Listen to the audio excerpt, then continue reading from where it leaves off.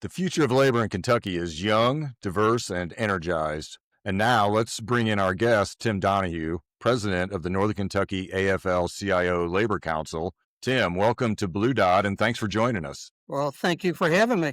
It's a pleasure. Absolutely. Thank you. So let's start with the basics for our listeners who may not be familiar with what the Northern Kentucky Labor Council is and what the mission is. Can you tell us a little bit about it? Yeah, Northern Kentucky Labor Council is actually an arm of the Kentucky State Labor Council.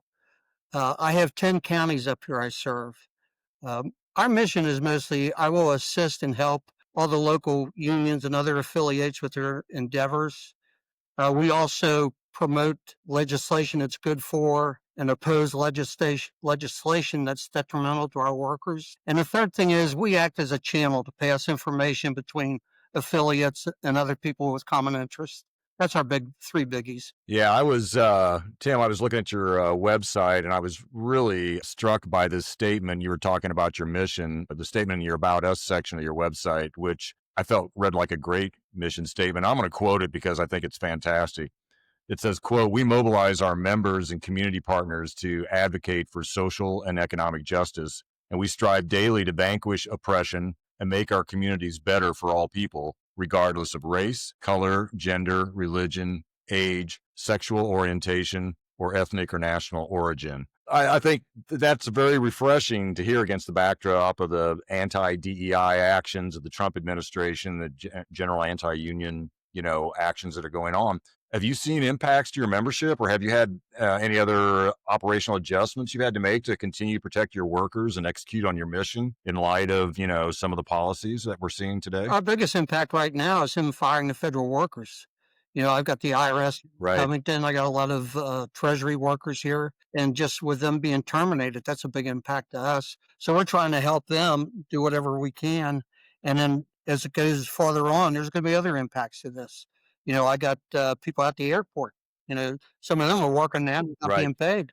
And we don't know how long that's going to go on. Yeah. Exactly. It just seems like and I didn't even think about when we were preparing for this, how the government shutdown is affecting this as well. So, I mean, all of these people are just waiting for their paychecks. Yeah. And And some of them are still it's working. They're not being paid. exactly.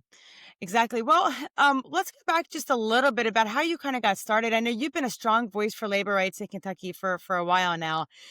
Tell us a little bit about how you got involved with the labor movement. Well, I worked for Cincinnati Bell for 37 years, and I was working in Kentucky. I was only like 26 years old, and I felt like they were doing things to us that were contrary to our contract. And when I started questioning them about it, finally somebody wound up and said to me, if you're going to do this kind of talking, that maybe you ought to be a union steward. That's the worst thing he could have said, because that's what I became. So, That's fantastic. yeah. And so in the early 80s, I was elected to our executive board. And that's when I got interested in politics in Kentucky. So I joined the Northern Kentucky Labor Council. So I've been with them 41 years. I've been president the last 21. Yeah. So I've been retired from Cincinnati Bell since 2008. So this is my full-time $50 a month job. Well, we appreciate your willingness to pitch in there and do what it takes for labor. And I mean, just in general, the economic health of Kentucky and the nation, a lot of it lies on the backs of the union. And besides the challenges to the federal workforce, some of the people being let go, et cetera, with changing technologies and AI and many of the things that are out there, what are some of these challenges as you're looking down the road that you're facing and know that you're going to have to address or are currently addressing? Well, we have to get our workforce re-educated and have them ready for these new jobs. We're not going to let these companies just toss us away like a disposable lighter. We want to be ready for the new jobs, the new workforce, and we want to be part of it. Does that entail, is that self-funded type of, you work with corporations and partners in doing that re-education? How does that work from a real logistical nuts and bolts type Well, of we'll work with our perspective? contractors in that and get them involved in this to get the training. But if they can't or won't, we will look for other sources to get the training for them. Some of our locals have their own training programs. We'll put them through there. Mm-hmm. And Mhm. I'm curious, thinking about what's in the future and you being in it for so long, can you talk about, like, what were the biggest changes you've seen? I guess what I want to ask is, is it tougher now than it was maybe 20 years ago for labor? Or do you feel this backlash with the current administration, or is it something you see ebb and flow throughout the years and we're going to come out stronger because of it? Yeah, this is like a pendulum. What we're going through today, when I first started, I went through this with Reagan. We've been through this Mm. several times. It'll swing back. For as bad as it got in Kentucky, we still got Brashear, and he's done a lot for us and for the state of Kentucky. So every time it looks like it's really getting dark, there's a candle being lit somewhere. That's refreshing. We had Jerome Bowles, who's the president of the local NAACP chapter, and he made Natalie and myself feel much better by the end of our interview because he said the same thing. It's cyclical, and it's not the first time we've been through this. We have contingencies in place. We know how to address these things, and new stuff that comes down, we can think on our feet and get it done. So it's good to hear that there's some hope. Yeah. You talked a little bit about how Governor Bashir has been a pretty strong advocate. I know he's been really fighting the right to work laws. And can you talk to us a little bit about those right to work laws? Well, right to work laws do not benefit union contracts. They do the contrary. Right to work law says if you're in a union shop and you join in, or even while you're in there, you can quit the union, but I still have to represent you. So what it is, it's a union busting tactic. People are spending a lot of their treasury on people who they're not getting any dues from. And they know this, so they bring people into the workforce that they know are non-union, and we wind up supporting them. If he gets in trouble or even has to go to arbitration, we have to pay for it, although we're getting no dues from him. If we fight and go on strike, he doesn't strike with us, but he gets the raises. And they know that. It's just a way to weaken us. Yeah, I was looking at some of the research on the right to work, and the states that have right to work laws actually have some higher employment rates and some economic growth. But on the flip side, the wages are lower and the quality of life and the living conditions are lower. So, it's high employment, but low pay, low standards, or reasonable employment. Plus, people are living with dignity and can actually plan for the future and have a future. I'm sure you're battling that conversation, fighting that on a daily basis. Right. And also look at their education standards. All of them are right to work at the Mm, bottom end of the education scale. ooh, it's a good point. They push for a dumb workforce. They try to dumb everything down. And we suffer on account. Hmm. Working families suffer on account of that. Hmm. Yeah. So, what about some of the victories you've had? We talk about all the challenges and everything. I mean, what are some of the accomplishments your union or yourself personally have had over your years that you're proud of, and things that you can build upon? Well, our biggest victory came when the council and the Democrats up here, when Campbell and Kenton County pushed to get Governor Beshear elected as governor. That was our biggest victory by far. We all work Great. together. Northern Kentucky hasn't pushed a Democratic candidate in years, and for those two counties both to support Governor Beshear, that was a big victory. Yeah, for sure. We were watching those election results roll in was just so great to see. So that was amazing. I'm curious also about.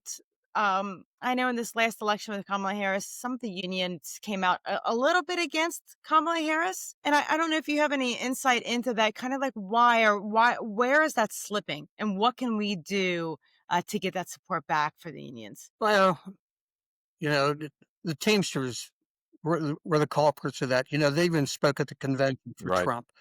But they never endorsed him, but they spoke there. But it gave that image that they were. But we got a lot of work to do in this area. A lot of my members vote Republican, and we try to teach them and teach them. We got to separate their work life from the other parts. You can talk about guns or you can talk about abortion, but you better be looking at your wallet. That's what we preach to them, educate our members and the general public. There's too many one issue people that are ruining Right. ruining it for a lot of other people over that one issue. Well, we've heard that in a lot of our interviews that we've done. So many of our guests say the exact same thing. They get hung up on guns, Second Amendment, or abortion, or some of the other hot button topics. And you really have to look at it overall, like a trending. Where's a person going? You're not going to get everything you want. Which person's going to benefit me the most? And I believe putting food on the table and security, for the future for your family, is far and away the top priority. It typically is, right? It's the economy, Right. stupid, is what everybody says, Absolutely. and that's what it boils down to. Absolutely. As being part of the Kenton County Democrats and the Democrats in the area here, what can we do to either support labor or get that message out that exactly what you said? This is about the economy. This is about your pocketbook. This is about your your your living, your livelihood. Right. Um, Now, this is my own personal feeling. I know I'll upset some people. We got to stay away from some of the issues that only belong to certain parts of the Democratic Party and focus on the mainstream Democrat. And that's their dinner table, their wallet, their pension, and Social Security. Some of the other stuff, we turn off more people than we turn on. And we got to stop doing that and bring more people into the tent. Because there's a lot of people that want to come in, but we scare them. Yeah, and I think some of that is other people writing the narrative for us. Right. And what we talk about here on the Blue Dot are the kitchen table topics that affect Kentuckians and those beyond the bluegrass. And I think that's what it is. And so I think a lot of what maybe these people are scared of, as you say, isn't really what we're talking about so much all the time. It's what they are saying that we're talking about, and they're writing that narrative for us. So we're trying to do exactly what we're doing here and talk about the issues exactly what you said that matter to people, everyday people. And we say this to candidates: quit letting the other party tell me who you are. You stand up and tell me who you are. We hear so much about these people from the other side, and you're not going to hear it straight there. Yeah, that's yeah. We need to ignore all that, turn that off, and just step forward and be ourselves, and just keep pushing. Right. Take that momentum and keep running with it. But I think a lot of community action and community activities are a big part of that. And I know that the Labor Council is involved in some of that. Are there, from a non-working, more community-related type of activities or events or things that you engage in, fundraising or those types of things? Could you tell us Yeah, a we little do bit some about fundraising. those? And I've also, in the past, have served on the United Way board. So we do work with them. And then also at our Oh, Christmas okay. parties and that, I've worked before with the Women's Crisis Center. We try to find organizations that we think Oh. desperately need our help, and we do that.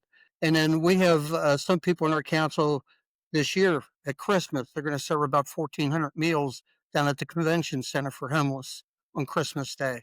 And that's the kind of things we'd like to get involved in the Oh, that's community. great. And then we also buy flyers and the banners and that for the veterans. We put them out in Campbell County. They have a day out at one of their grave sites out there. So Yeah. we like to get involved. We need to and Yeah. like to be involved in the community. And you guys do the Well, yeah, golf outing yeah. as well? Yeah, that's So one of our I, fundraisers for PAC. That and our fish fry are only two fundraisers. well, I am not good at golf, but I like to golf. So as long as bad golfers can join, Natalie, they yell "4" when I take a practice swing. Yeah. Sounds like you're in, Nat. And fish fries are always good, Oh, yeah. right? It's a Yeah. great community event. It's one of our purposes, like with that fish fry. You have all these people that can sit down and talk to each other and discuss ideas and that. And that's one of the great things about it. It's another channel for these people to sit down and talk. And it's not only Democrat. We'll get Republicans, some of our Right. members in there. It's a chance to sit down and talk to them and let them hear your side of the story or hear from the other people. And that's what we need more of. Absolutely. Just people talking and sitting down Yeah, and talking. any of those opportunities just to speak to each other that are outside of the contentious environment.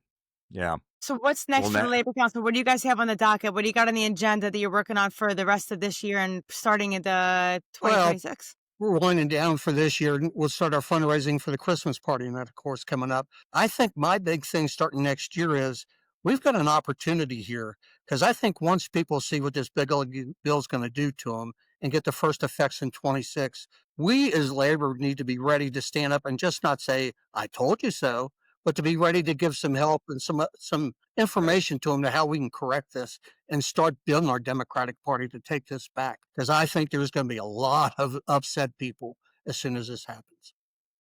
And I want to be ready. Yeah, I think that's a great approach. Just know it's coming. Again, like you said, it's a pendulum swinging. You've been there before. Have contingencies in place, have plans in place, and for that as well. I told you so is not going to get anybody anywhere. It's like okay, we're in this together. How about this? What can we do to repair it, to make it better? So I think that's a great approach. All right. Well, Tim, thanks so much for joining us and for the work you do. I just want to say thanks for having me. I mean, that's part of our problem is we got to get out and be on social media and be seen by the public and let them hear what we're saying we're doing, not what the other side's saying we're doing. I'm here to help. We're not, as they call us, union thugs or union bosses. I'm a member of this community and I want to see it grow and I want to see it, improve. And I think that working together, we can do it. I really don't care what party you're in. At the end of the day, we got to do this together or we're all going to suffer. 100%. And if people want to learn a little bit more about what you do, is there anywhere we could drive them to? NorthernKentuckyLaborCouncil.org. Sounds fantastic. Well, thank you so much. And All right. Take care. Thank you. To our listeners, if you want to learn more or get involved, visit nkyclc.org. And remember, solidarity isn't just a slogan, it's a way forward. And as you know, we like to end each podcast with a call to action. The Kenton County Democrats are holding a Next November Starts Now rally and fundraiser on November 13th from 6:30 to 8:30 at the American Legion in Latonia. We've invited all of the local candidates to attend, so you can join us and have a chance to meet them in person. It'll be a good time. We have food. There's going to be a bar. There's going to be a DJ. So it should be a really good time. Would love to have you come out and join us. And how about you, Brian? What do you have up your sleeve? Well, as much as I would like to just bask in the afterglow of the wildly successful No Kings 2.0, we have to continue to march forward. I just heard House Rep Eric Swalwell in a podcast this morning. He said that politics is a lot like sports when it comes to momentum. When you have the momentum, you have to capitalize on it and not let off the pressure. And we have that now.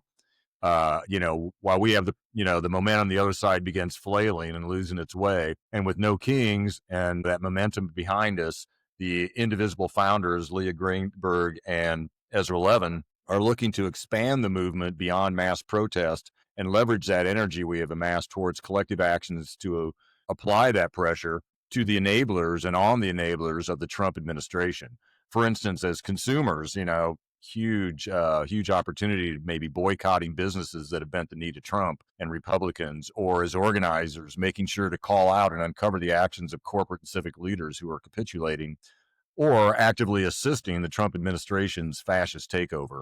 I personally intend to stay as well informed as possible of these more, shall we say, refined resistance tactics as they develop, and I'll keep our listeners in the loop.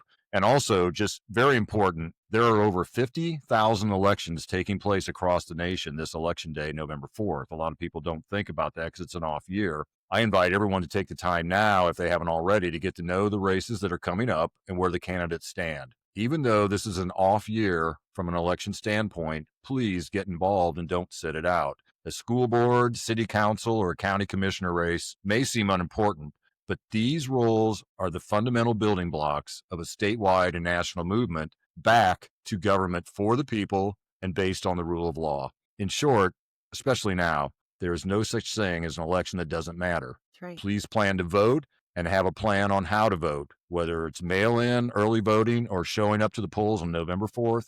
Your voice matters a lot. 100%. And that really goes back to what we talked about with David Pepper.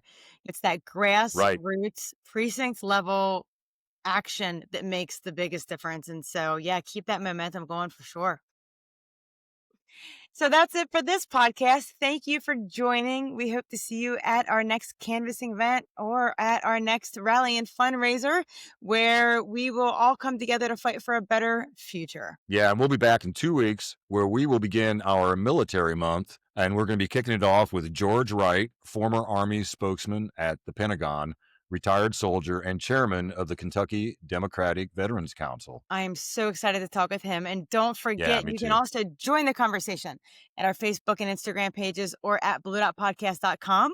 And if you like listening to our podcast, consider donating to help fund it, which you can do by clicking on the donate link at blue.podcast.com. Until next time, stay curious, keep the facts in focus, and never stop fighting for what matters. Peace out, everybody.